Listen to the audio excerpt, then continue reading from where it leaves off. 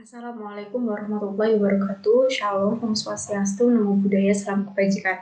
Perkenalkan sebelumnya nama saya Tria Anggraini dengan NIM 21091020165 dari program studi ilmu administrasi negara pada mata kuliah governansi digital. Pada kesempatan kali ini saya akan menjelaskan tentang paper yang sudah saya buat mengenai kesiapan pemerintah Indonesia dalam digitalisasi layanan pemerintah berbasis elektronik. Nah, pada kesempatan ini saya berterima kasih juga kepada Bapak Makmun selaku dosen pengamu governansi digital yang sudah memberikan kesempatan kepada saya untuk menjelaskan paper yang sudah saya buat. Selanjutnya yaitu saya akan menjelaskan tentang manfaat bagi masyarakat dan birokrasi dalam digitalisasi layanan pemerintah berbasis elektronik. Nah, di sini membahas tentang bagaimana teknologi membantu masyarakat dan pemerintah. Seperti itu.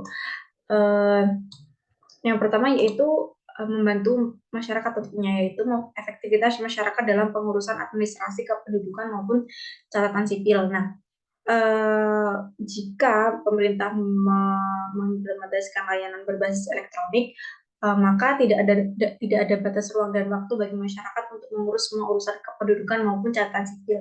Hanya memerlukan handphone dan internet, masyarakat dapat mengakses dimanapun dan kapanpun mereka mau jika ingin mengurus tentang administrasi kependudukan maupun catatan sipil.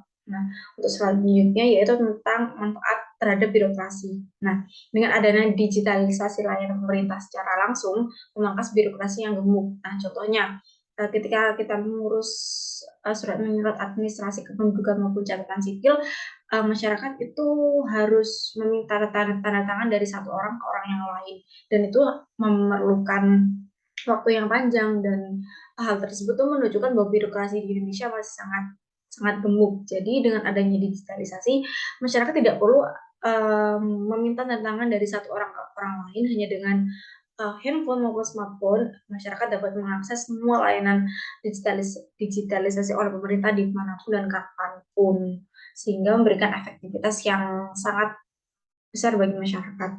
Nah, contoh dari digitalisasi layanan pemerintah. Nah, kita mengambil salah satu contoh di negara Estonia. Nah, di negara Estonia itu menerapkan layanan pajak berbasis online sejak tahun 2001.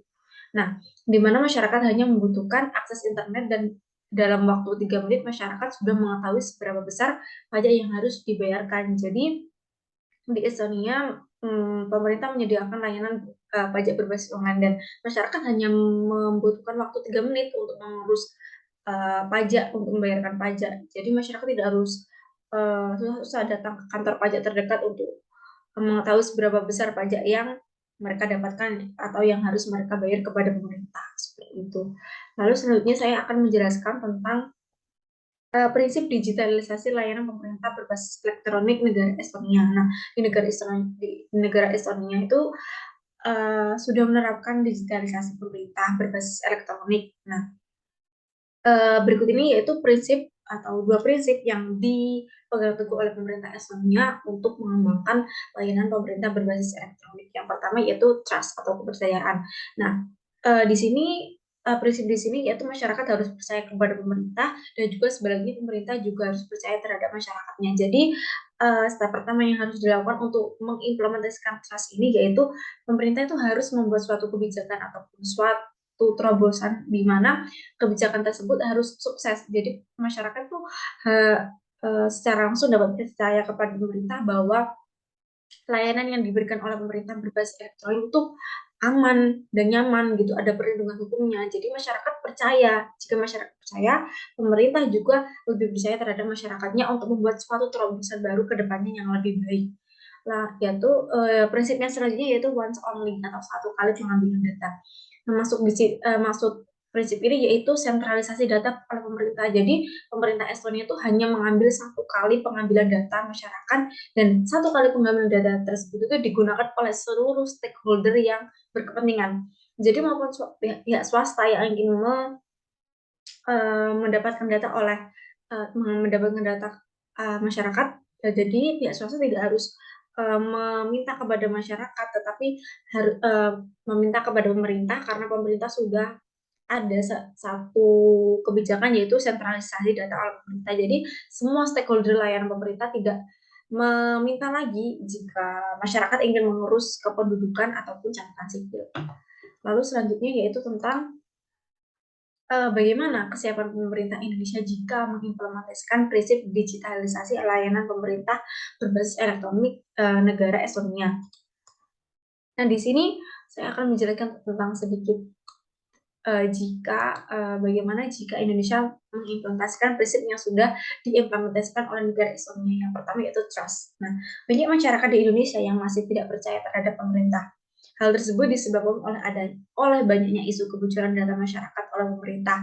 Nah, salah satunya yaitu isu kebocoran data pelanggan PLN. Kasus ini mencuat pada 19 Agustus 2022. Data yang diperjualbelikan terdiri atas rincian informasi seperti ID pelanggan, nama konsumen, alamat konsumen, informasi besaran pengguna.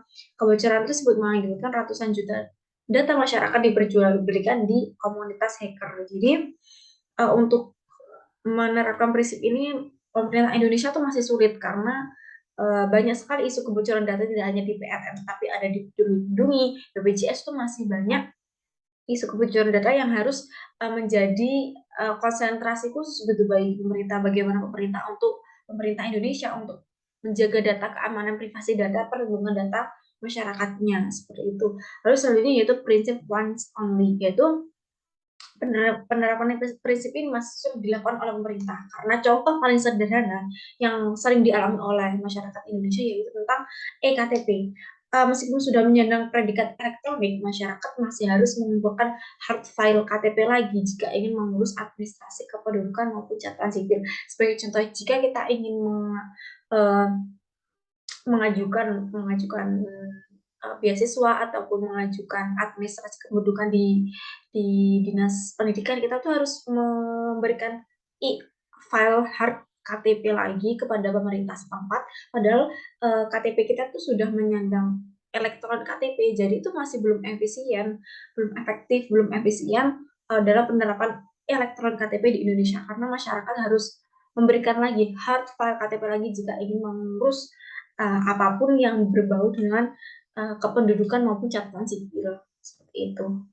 Lalu yang selanjutnya yaitu strategi yang dapat pemerintah ambil untuk dapat mengimplementasikan layanan pemerintah berbasis elektronik. Nah, yang pertama, strategi pertama yang dapat diambil oleh pemerintah yaitu meningkatkan sumber daya manusia dan tenaga ahli yang kompeten di bidang teknik informatika. Nah, isu kebocoran data oleh pemerintah disebabkan oleh tidak kompetennya tenaga ahli di bidang teknik informatika. Jadi pemerintah itu harus mengembangkan lagi tentang tenaga ahli yang kompeten di bidang informatika untuk membuat suatu sistem, membuat suatu kebijakan ataupun apapun itu dalam perlindungan data masyarakatnya gitu. Jadi masyarakat percaya, masyarakat mempunyai perlindungan hukum yang jelas tentang perlindungan data pribadi yang dibuat oleh tenaga ahli yang bersangkutan gitu. Selanjutnya yaitu tentang mengembangkan sarana prasarana pendukung layanan pemerintahan berbasis elektronik. Nah, banyak daerah di Indonesia yang masih kesulitan mengakses layanan internet.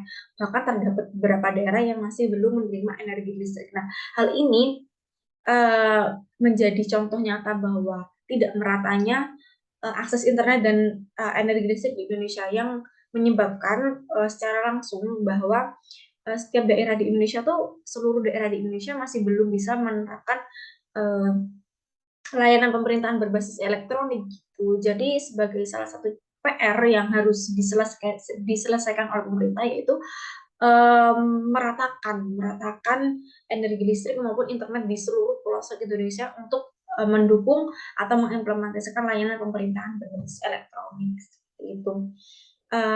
Cukup sekian presentasi dari saya. Jika ada salah kata maupun ucapan yang kurang berkenan, saya mohon maaf sebesar-besarnya. Wassalamualaikum warahmatullahi wabarakatuh.